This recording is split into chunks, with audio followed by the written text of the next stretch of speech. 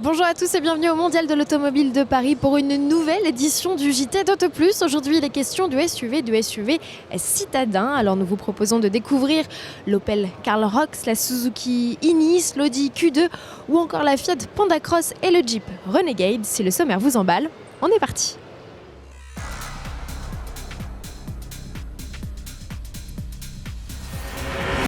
Aile gonflée, protection multiple sur la carrosserie, garde au sol surélevé, assise haute.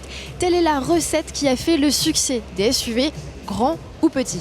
À l'occasion du Mondial de l'Automobile de Paris, Suzuki officialise la carrière de l'Ignis, un modèle que nous avions découvert pour la toute première fois, souvenez-vous, c'était au Salon de Tokyo en 2015. Les ventes de cette citadine tout chemin débuteront dès le mois de janvier 2017. Pas qu'une histoire de style, ce modèle de seulement 3,70 m peut également recevoir une transmission intégrale. Une option qui réduit le volume de coffre déjà petit, mais détaille plus, l'Ignis profite d'une banquette coulissante. Pour aller crapahuter hors des sentiers battus, Suzuki commence avec un 1 litre de essence de 90 chevaux. Un 3 cylindres de 111 chevaux est également attendu. Côté tarif, comptez environ 15 000 € pour une version toute équipée. La Fiat Panda 4x4, sa rivale toute trouvée, a du souci à se faire.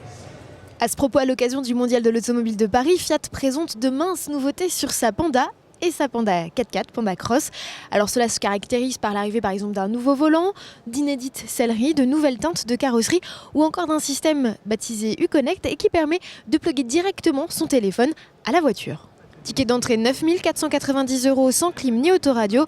En 4x4, comptez 16 490 €. Nous sommes à présent sur le stand d'Opel où on mise également beaucoup sur les petits SUV, mais à l'inverse des deux nouveautés que nous vous avons présentées, le badge Rox ici n'est qu'un effet de style. Après la mini citadine de la gamme, c'est au tour de sa grande sœur, la Karl, d'enfiler sa tenue de randonneuse. Caractéristique, ses barres de toit, ses renforts en plastique au niveau des passages de roues ou encore ses protections à l'avant et à l'arrière. On notera également l'arrivée d'anti-brouillard. Lancement prévu en janvier 2017, tarif environ 12 900 € selon nos estimations. Griffe Rox à ne surtout pas confondre avec les modèles badgés du X comme ce Moka qui reçoit pour sa part une transmission intégrale. Et c'est plutôt rare pour la catégorie. Le modèle le plus plébiscité sur le segment des SUV en Europe s'est par ailleurs offert un repoudrage du plus bel effet à découvrir sur le stand Opel Hall 5.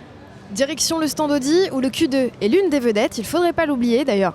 Le public ne l'a pas oublié, ils sont nombreux à venir le voir, le découvrir et puis en même temps c'est normal, sa carrière commence tout juste, elle débutera au mois de novembre.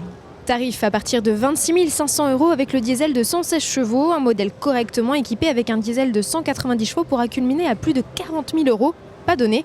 À bord, cockpit virtuel et chargeur à induction font partie des nouveautés, comme sur son grand frère le Q5 que nous vous présenterons très prochainement. Allez, un dernier pour la route, c'est le Renegade, commercialisé il y a exactement 2 ans, c'était lors du Mondial de l'Automobile de Paris 2014. Et bien ce Jeep, ce SUV compact, est celui qui tire la marque vers tous les records au niveau européen. À l'occasion du Mondial de l'Automobile de Paris, Jeep lui a offert une petite nouveauté, une transmission à double embrayage désormais disponible sur son diesel de 120 chevaux. Jusqu'ici, il n'était réservé qu'au modèle essence, une nouveauté qui arrivera dès le mois de novembre prochain. Nous parlions de SUV, vous vous demandez donc très certainement pourquoi je me trouve aux côtés de véhicules anciens. Eh bien ce JT est déjà terminé, il est temps d'évoquer le sommaire de l'édition de demain où nous parlerons de tous les véhicules, les joyaux de la vente Kois, première vente aux enchères de l'histoire du mondial qui se déroulera le 8 octobre prochain. C'est également l'occasion pour moi de vous annoncer la diffusion ce 5 octobre à 20h50 sur RMC découverte d'un documentaire inédit de 2 heures où l'on vous racontera l'histoire de l'automobile française. Une émission ponctuée de nombreuses interventions de spécialistes et le journaliste automobile et présentateur de Top Gear France, Le Tone, vous amènera dans les coulisses des réserves des musées Peugeot, Citroën ou encore de la Cité automobile de Mulhouse. Bref, un rendez-vous à ne pas manquer comme ce JT, alors rendez-vous dès demain.